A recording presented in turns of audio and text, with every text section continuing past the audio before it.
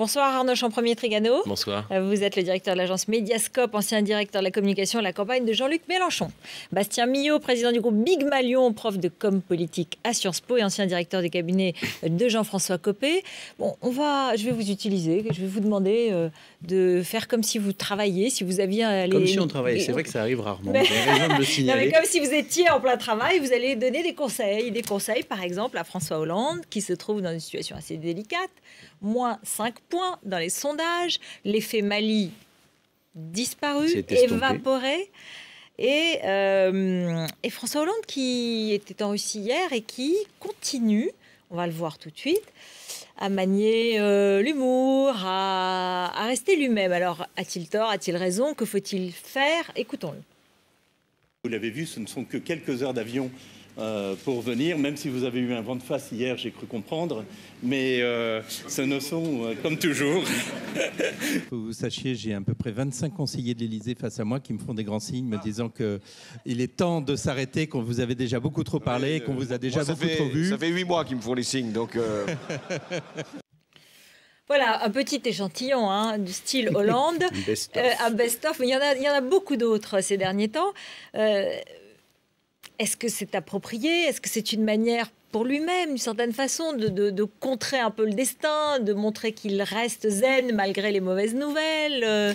Qu'est-ce qu'il faut faire? Qu'est-ce qu'il faut faire, c'est avoir des résultats. Et on touche aux limites de la communication. La com, ça ne peut pas remplacer les résultats en politique. Et quand on mise tout sur son image, y compris quand elle est plutôt agréable, sympathique, conviviale, comme c'est le cas pour François Hollande, mais que les résultats ne suivent pas, les Français commencent à s'énerver. Et François Hollande est en train d'arriver à cette limite. C'est-à-dire que ça va faire bientôt, dans quelques semaines, 1 an qu'il est au pouvoir.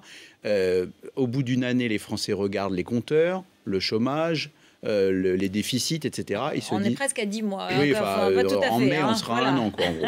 Donc j'anticipe un peu parce qu'on doit lui donner des conseils. Monsieur le Président, si vous nous écoutez, 1, au boulot et donner des résultats aux Français. 2, monsieur Petite Blague, c'est sympa, mais n'en abusons pas. Pas une semaine le salon de l'agriculture, la semaine suivante la Russie et la semaine 3, on verra bien.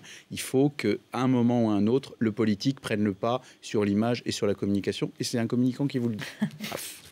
Moi, je suis d'accord sur le fait que dans la communication politique, ce qui compte, c'est avant tout la politique. Et donc, c'est le résultat qui doit réellement compter avec la communication. Mais on ne peut pas en avoir des résultats aujourd'hui, peut-être. Quand même, mais à la différence, Bastien, je ne pense pas que ce soit une posture de com'. C'est-à-dire, je pense que c'est sa vraie nature. Voilà. Et que, au contraire, c'est toute la campagne présidentielle qui a été une posture pour lui.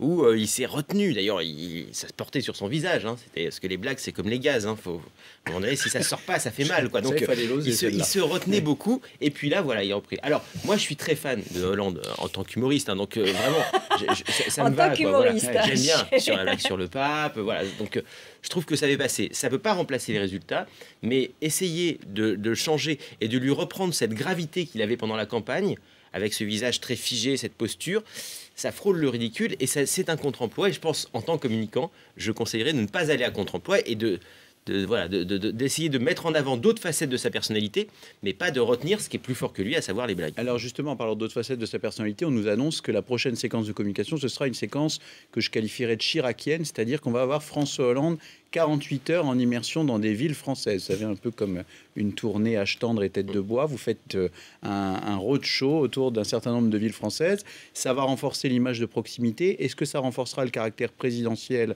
et le côté je suis au boulot, je veux avoir des résultats? J'en suis pas certain. En tout cas, ça renforcera le côté chiracien, corrézien, qui existe, qui revendique en quelque sorte. Et je pense que c'est cet aspect-là qu'il faut éclairer davantage et mettre en avant davantage. Maintenant, quand il est à l'international, et je pense que s'il continue à dévisser, c'est aussi parce qu'il est beaucoup sur le terrain international, alors qu'il est terriblement attendu sur le terrain, sur les questions nationales. Interne, oui. Mais sur le terrain international, il ne trouve pas encore son ton. Il n'est pas Chirac, qui était le VRP international de la France à l'étranger. Il n'est pas non plus Sarkozy, qui était le showman dans ses déplacements. Il n'est pas encore Mitterrand, qui était une voix forte de la France.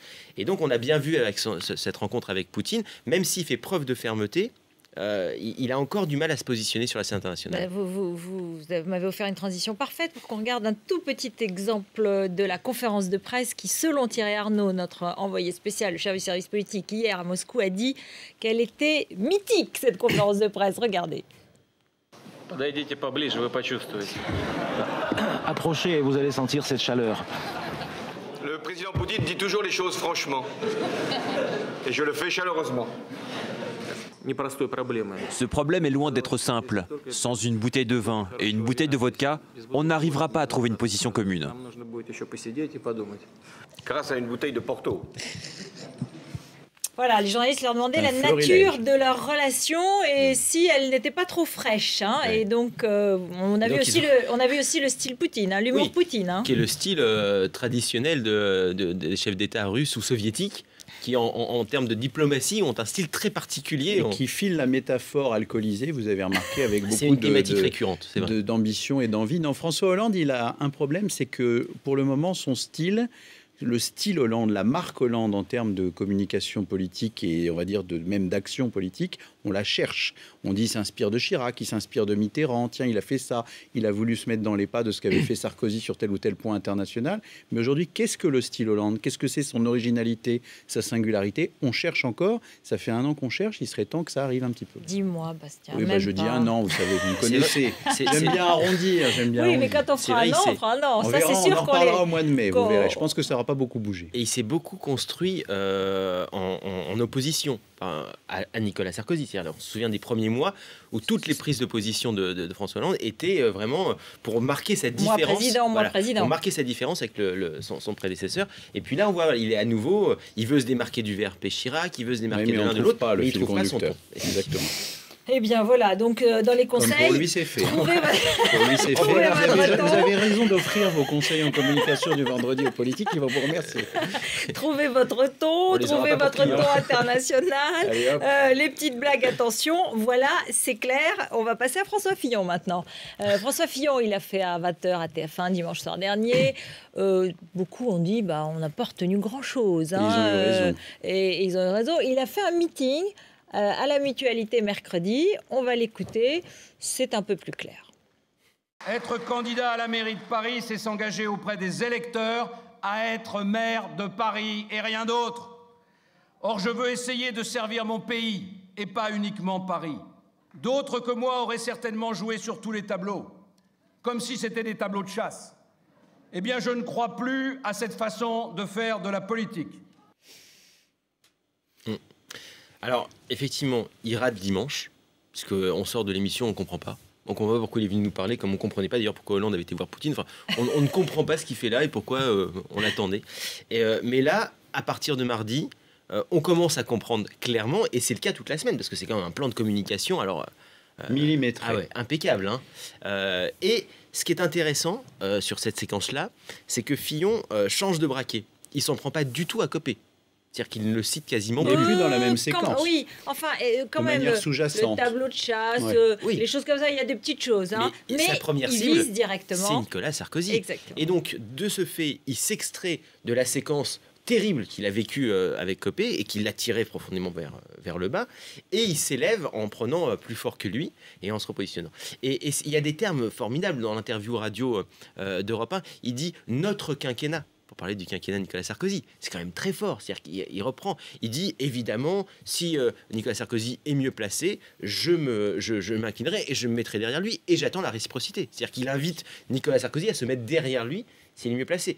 Donc il y a un repositionnement. Et je suis au même niveau de Sarkozy dans l'interview du Monde.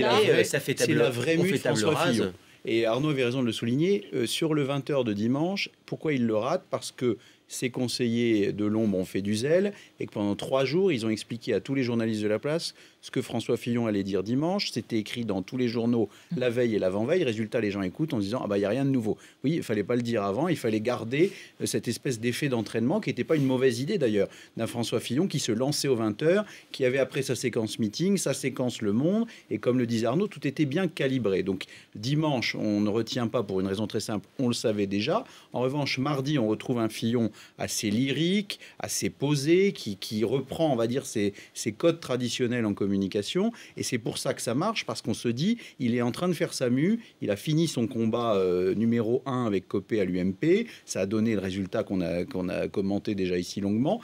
Il est sur son 2e combat, sur sa rampe de lancement. Je suis sur 2016 et maintenant, je n'ai plus personne d'autre dans le viseur que le seul qui puisse m'empêcher d'être candidat à la présidentielle, c'est-à-dire Sarkozy. Donc on a vu pendant 3 jours la mue du personnage Fillon de l'UMP à la primaire pour la présidentielle de 2017. Alors, ce soir, il y a un sondage BVA qui indique que 16% seulement des militants UMP souhaiteraient Des sympathisants. voir... Des Oui. sympathisants, pardon. Des sympathisants UMP souhaiteraient voir François Fillon les représenter. Oui, parce qu'il y a Alors, une vraie est-ce vague que- nostalgique autour de Et Sarkozy. 54% de Nicolas Voilà. Sarkozy.